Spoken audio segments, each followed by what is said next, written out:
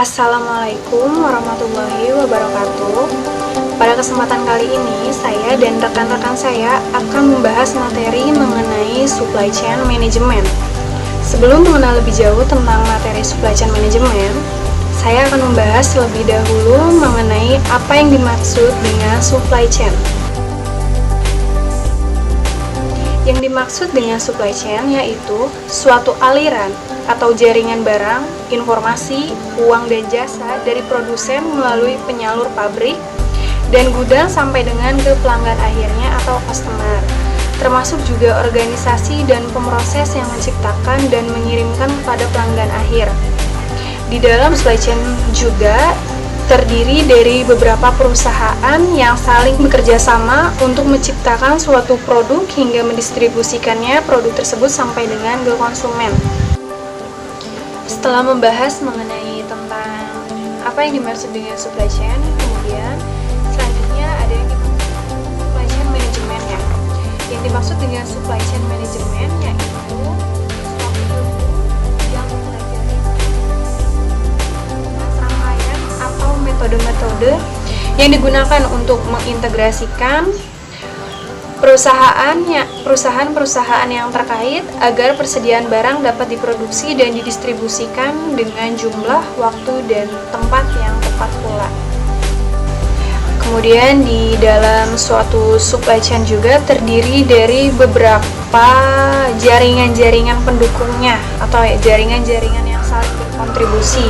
Seperti ada supplier, sumber yang menyediakan bahan pertama, kemudian ada manufaktur yang menjalankan pekerjaan dengan membuat, memfabrikasi, merakit dan juga menyelesaikannya, dan kemudian ada juga distributor, yaitu barang dari pabrik disalurkan ke gudang distributor dalam jumlah yang besar, dan selanjutnya ada retailer, yaitu para pengecer yang menawarkan barang langsung kepada pembeli atau pelanggan, dan yang terakhir yaitu mata rantai supply chain, customer, karena barang yang bersangkutan sudah tiba atau sampai di rel customernya. Saya akan menjelaskan mengenai komponen supply chain management. Komponen supply chain management terdiri dari 3 komponen, yaitu upstream supply chain management, internal supply chain management, dan downstream supply chain management.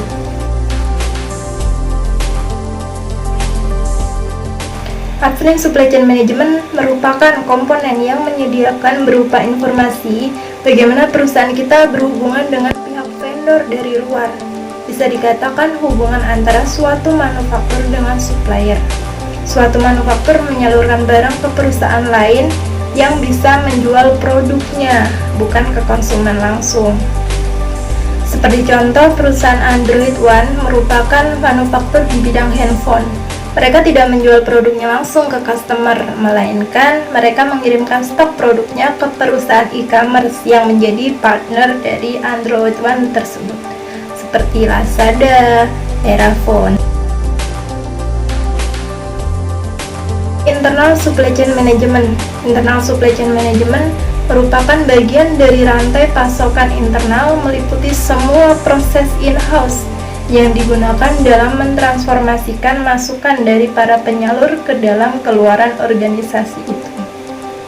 Di dalam internal supply chain management, perhatian yang utama adalah manajemen produksi, fabrikasi, dan pengendalian persediaan. Jadi intinya internal supply chain management merupakan seluruh kegiatan pabrik yang tidak melibatkan konsumen. Kemudian itu ada downstream supply chain, yaitu manajemen yang mengurusi transfer barang dari perusahaan langsung ke konsumen. Jadi kalau upstream supply itu harus lewat supplier dulu. Nah, kalau downstream itu langsung bisa dibeli oleh konsumen. Contohnya itu mebel. Jadi mereka itu membuat produk langsung sesuai dengan keinginan si konsumen. Nah, semua aktivitas yang dilakukan oleh downstream yaitu melibatkan pengiriman pada customer, aktivitas yang terkait itu meliputi distribusi, transportasi, pergudangan. Tipe supply chain management. Ada 4 tipe dalam supply chain management, yaitu yang pertama integrated make to stock.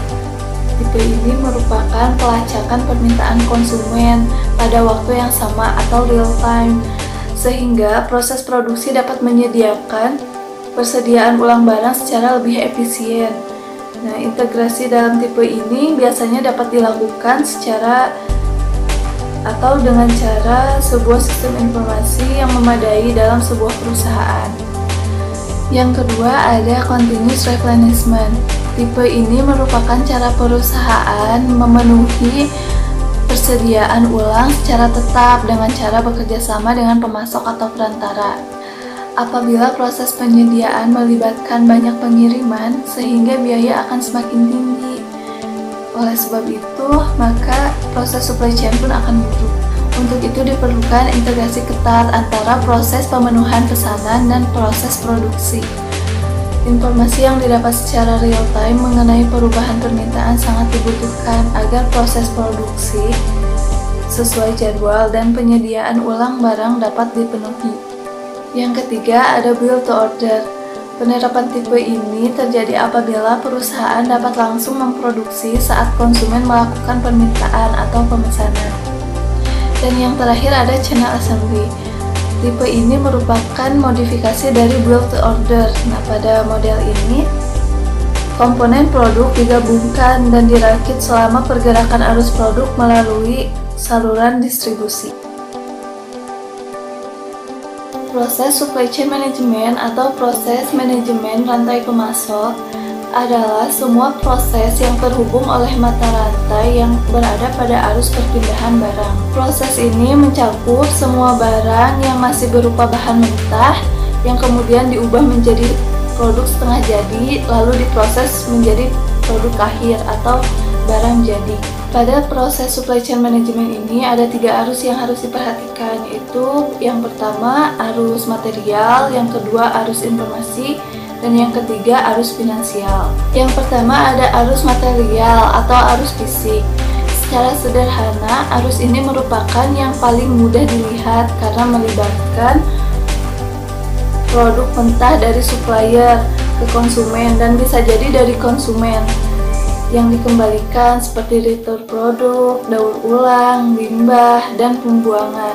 Nah, dalam aliran fisik, material barang ini melibatkan transformasi, pergerakan, dan penyimpanan barang. Yang kedua ada arus informasi. Pada arus informasi ini yang diperoleh dalam jaringan memungkinkan berbagai mata rantai pemasok saling berkoordinasi dalam mewujudkan rencana jangka panjangnya dan mengontrol aliran barangnya. Dalam arus informasi ini dapat memprediksi permintaan pasar, informasi pentransferan produk, dan pengupdatean produk apakah sudah diterima atau belum. Dan yang terakhir ada arus finansial atau arus keuangan. Nah, yang tak kalah pentingnya tentu saja persoalan keuangan. Pada arus ini meliputi informasi atau persyaratan proses pembayaran baik secara kredit maupun cash, jadwal pembayaran, tenggang waktu, dan penetapan atau persetujuan kepemilikan.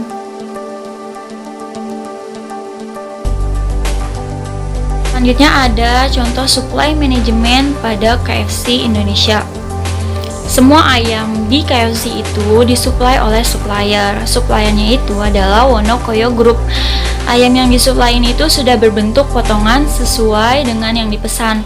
Misalnya khusus dada, paha, maupun sayap. Selanjutnya ada sayuran umum yang disuplai oleh supplier yang domisilinya berdekatan dengan retailer. Ada sayuran khusus yang didatangkan dari Jakarta, yaitu kantor pusatnya, dan ada beras juga.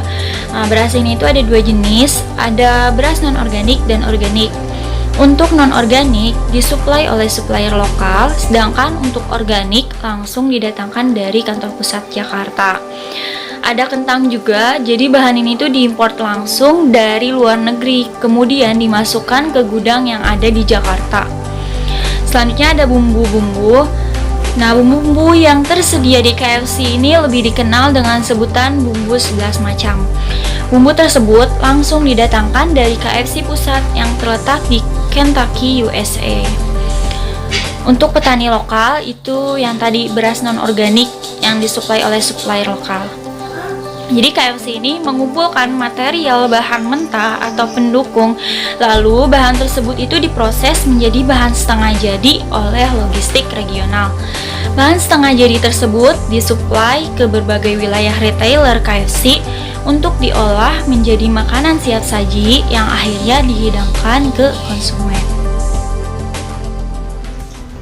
Nah, semua materi sudah dijelaskan mulai dari definisi, jaringan, tipe, dan juga contoh penerapan supply chain management di KFC Indonesia. Semoga penjelasannya bermanfaat. Wassalamualaikum warahmatullahi wabarakatuh.